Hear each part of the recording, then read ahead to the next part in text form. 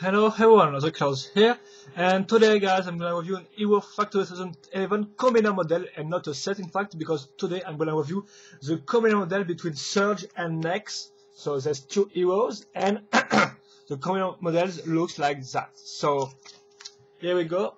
First with the frame, of course. So the main difference between a hero frame and this frame is the use of the two ball joints on the shoulder part. So we're gonna use a wide body frame, as you can see. So we're gonna use this two ball joint to link some secondary arms, as you can see on the back. And also the other difference is we're gonna use 3 limbs part on the legs instead of just 2. So as you can see, we're gonna use 1, 2, and 3 limbs parts, which is different from the normal hero. We're gonna also use the hands and head from Surge and this hand and feet from Nex. Yeah, so excuse me if I said Evo. I think of course it's Nex and Surge. So we're gonna now link the armor part. So first maybe the legs. We're gonna link the Surge armor parts, these blue ones, like that on the sides. Little ones from Nex. And finally the little insignia, of course, the printed part of Nex on this part. Now for the second leg, well, it's quite the same. We're gonna use this part, but this time with the head, accessory, yes, the head accessory from Nex, as you can see. So it was used on his helmet first, but we're gonna use this as a weapon holder, which is quite clever, I have to admit. So like that on the side, we're gonna use this part right here. Just looking, I have not made any mistakes. And finally, the Surge's printed part here.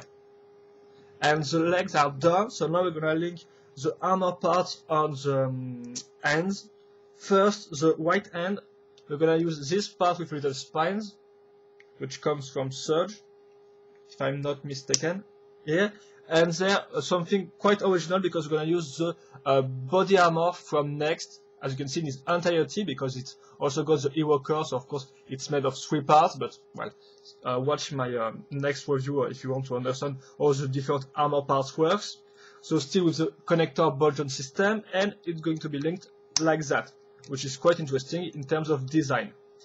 Then we're gonna link this part, but not in the same way as this one, so on some asymmetrical arms like that, as you can see, thanks to all the armors are put.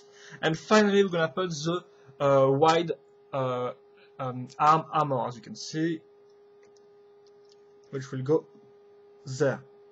Oh, excuse me. We are nearly done. So first I'm gonna I'm gonna just link the armor on the secondary arms.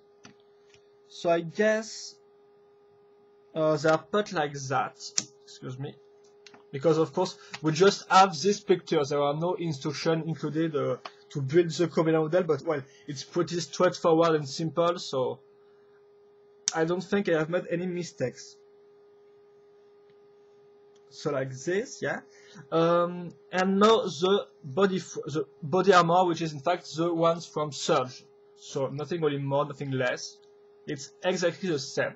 We're gonna link that this way, and now we're gonna link the different weapons and the helmet part. So the accessory part is from Surge with the big visor, as you can see, but the helmet part is from Nex.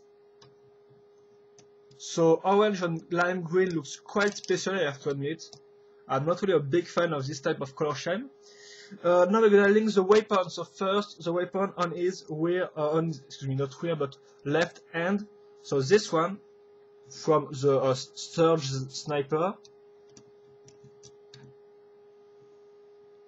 Now the weapons on the back, on the 2 other arms. So yeah, I guess it works like that. Excuse me. And we're gonna just put the next shields, by the way, and one of his weapons will be put like that. And finally, the rest of the Surge sniper, which will go here. And here we go, we are done with this combiner model, which has no name, as as the moment of revolving. Well, no, for now it has no name, of course.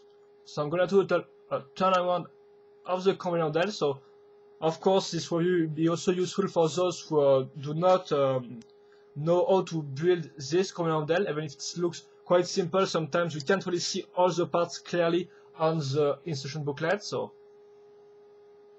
here we go.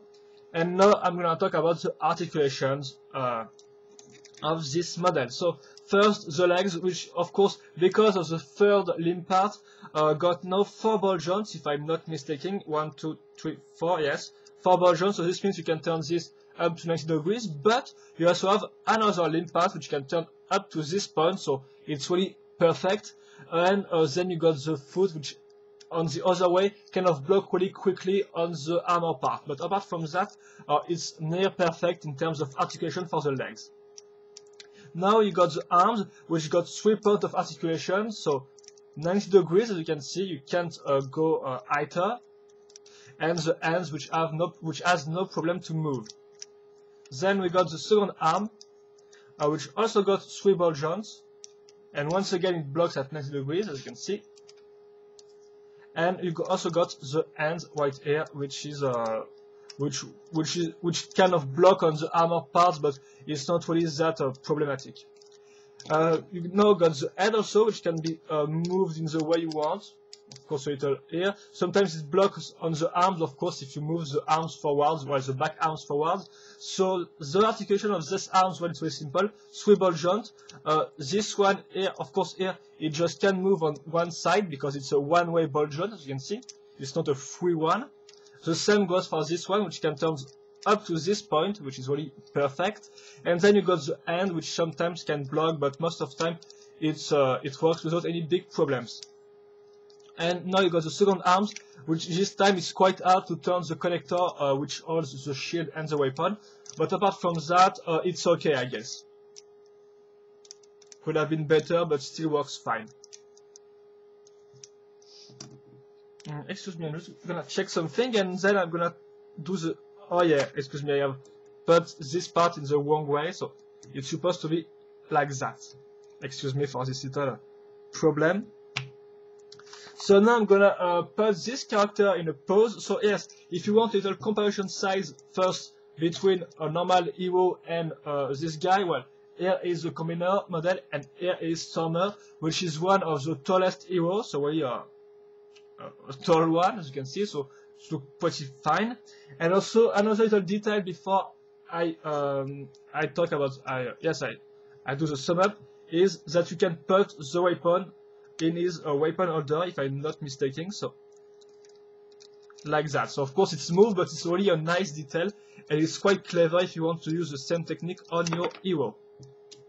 So now that said, I'm gonna just do a pause and talk about the different elements of this combiner model. So first, the color scheme. I have to admit that I have quite a little problems of the color scheme because it's orange, blue, and white. And yes, it's look okay, but it's really it will be maybe a little. It will take a little time to get used to it, I guess.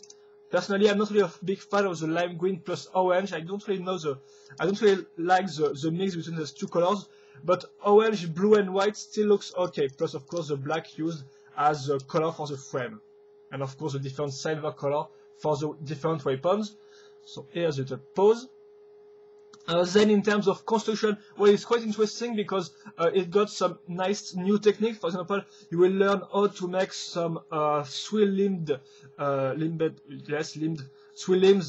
legs. So this means we're going to use 3 limbs parts for the legs, and of course they will be more articulated, so it's quite interesting. You also have the technique of using the body armor as arm armor, which is quite interesting. The little gun weapon on the side, like the weapon holder, and also the fact that you're gonna learn, not really learn, but learn, yes, how to use the 2 ball joints on the back of the white frame to put some other arms. So yeah, it's really some not really interesting, but some interesting techniques which can be used in your Hero Factory mocks on your own heroes. So I guess it's like 4 not really new, but 4 little techniques which can be quite interesting. So in terms of construction, if it's your first Hero Factory communal model, well, it's quite nice. And I do not count the Lucas Valor 2010 communal model, which was quite ugly, I guess. So I'm just talking about the 2011 communal model. So that said, we're gonna not talk about the articulations. Well, except the arms and the rear arms, which can move, which can sometimes block easily. The legs are pretty perfect, and overall, it's really good. I have to admit, it's really good. And finally, in terms of design, well, like I said, I'm not really a big fan of the color scheme, but I guess the different where the armors are put is quite nice. I guess it's okay.